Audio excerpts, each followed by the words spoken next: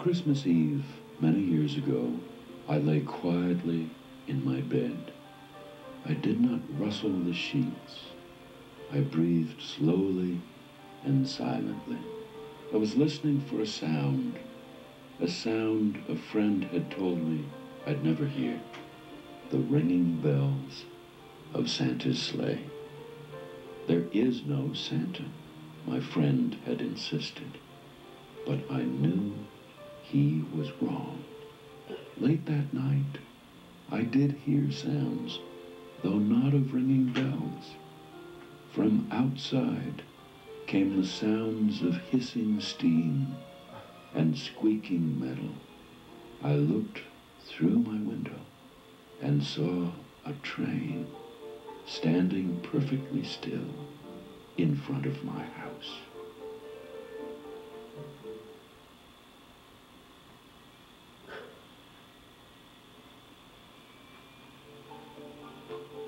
It was wrapped in an apron of steam. Snowflakes fell lightly around it. A conductor stood at the open door of one of the cars. He took a large pocket watch from his vest, then looked up at my window. I put on my slippers and robe. I tiptoed downstairs and out the door. "All aboard!" the conductor cried out. I ran up to him. "Well," he said, "are you coming?" "Where?" I asked. "Why, to the North Pole, of course," was his answer. "This is the Polar Express." I took his outstretched hand, and he pulled me aboard.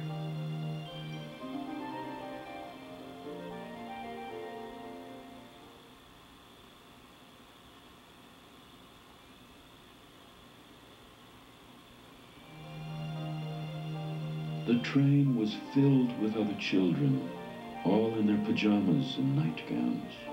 We sang Christmas carols and ate candies with nougat centers as white as snow. We drank hot cocoa as thick and rich as melted chocolate bars. Outside, the lights of towns and villages flickered in the distance as the Polar Express raced northward.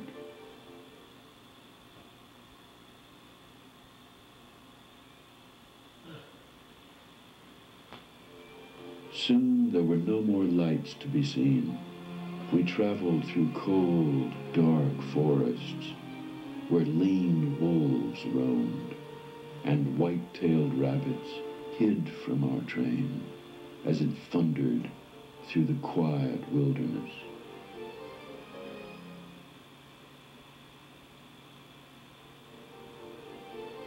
We climbed mountains so high it seemed as if we would scrape the moon.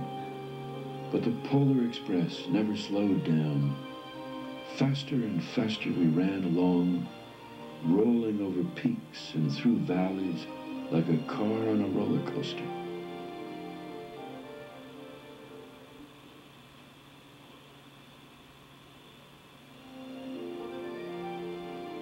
The mountains turned into hills, the hills to snow-covered plains. We crossed a barren desert of ice, the great polar ice cap.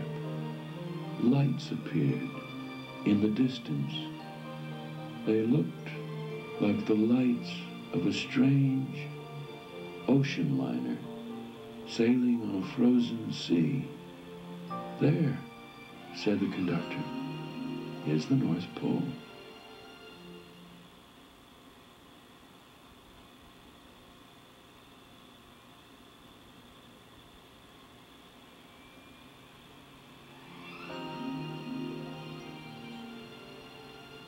The North Pole. It was a huge city, standing alone at the top of the world, filled with factories where every Christmas toy was made. At first, we saw no elves. They're gathering at the center of the city, the conductor told us. That is where Santa will give the first gift of Christmas? Who receives the first gift? We all asked. The conductor answered, he will choose one of you.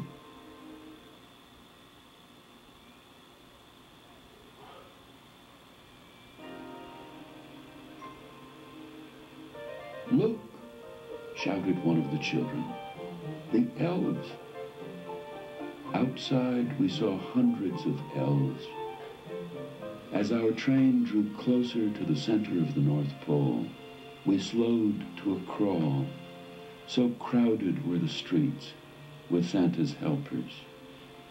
When the Polar Express could go no farther, we stopped, and the conductor led us outside.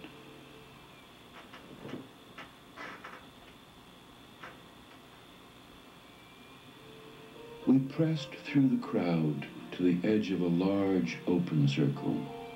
In front of us stood Santa's sleigh. The reindeer were excited. They pranced and paced, ringing the silver sleigh bells that hung from their harnesses. It was a magical sound, like nothing I'd ever heard. Across the circle, the elves moved apart, and Santa Claus appeared. The elves cheered wildly. He marched over to us and, pointing to me, said, let's have this fellow here. He jumped into his sleigh. The conductor handed me up. I sat on Santa's knee, and he asked, now, what would you like for Christmas?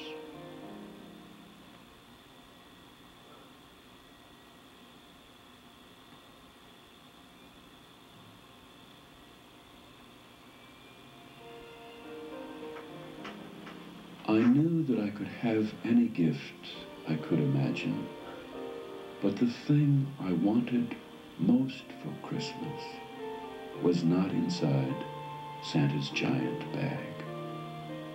What I wanted more than anything was one silver bell from Santa's sleigh.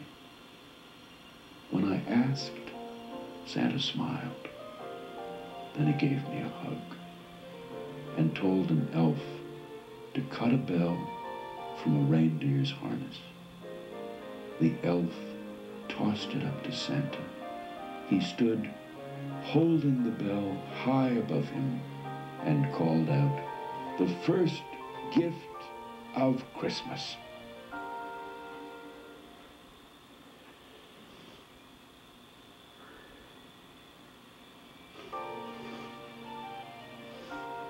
A clock struck midnight as the elves roared their approval. Santa handed the bell to me, and I put it in my bathrobe pocket. The conductor helped me down from the sleigh. Santa shouted out the reindeers' names and cracked his whip. His team charged forward and climbed into the air. Santa circled once above us, then disappeared in the cold, dark, polar sky.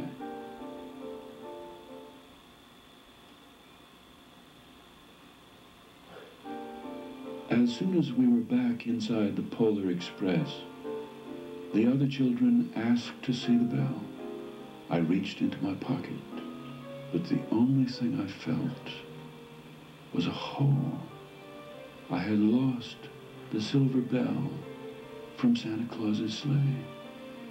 Let's hurry outside and look for it, one of the children said. But the train gave a sudden lurch and started moving. We were on our way home.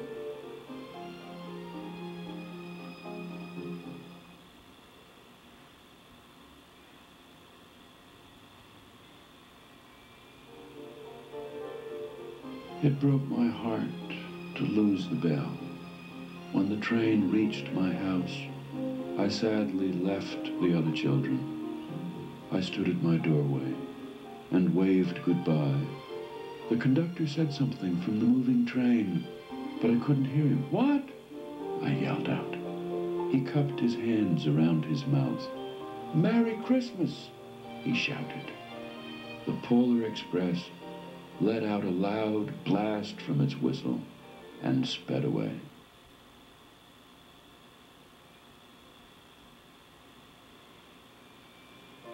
On Christmas morning, my little sister Sarah and I opened our presents. When it looked as if everything had been unwrapped, Sarah found one last small box behind the tree. It had my name on it. Inside was the silver bell. There was a note. Found this on the seat of my sleigh. Fix that hole in your pocket. Signed, Mr. C. I shook the bell.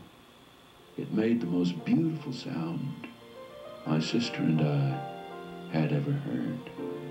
But my mother said, "Oh, that's too bad." "Yes," said my father, "it's broken." When I'd shaken the bell, my parents had not heard a sound.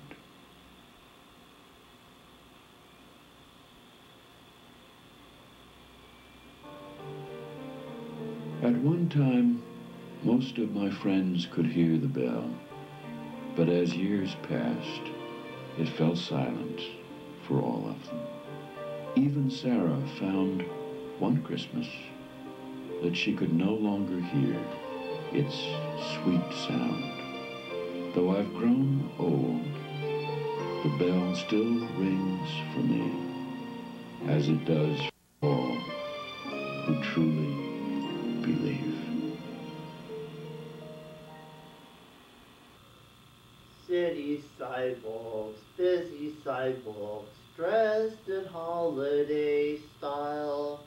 In the air there's a feeling of Christmas. Children laugh